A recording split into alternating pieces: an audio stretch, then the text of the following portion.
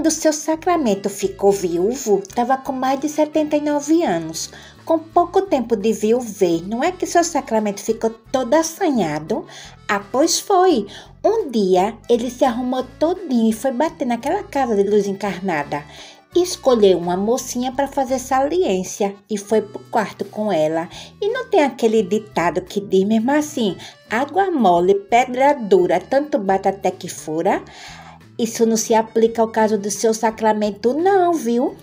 Sem ter um chá, nem ao menos uma pílula da cor de anil, seu Sacramento teve uma ideia.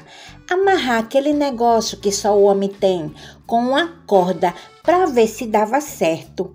Nem com reza forte resolvia aquela situação. Seu Sacramento tinha mais era que se conformar. Um balão sem gás não levanta voo, mas de jeito nenhum.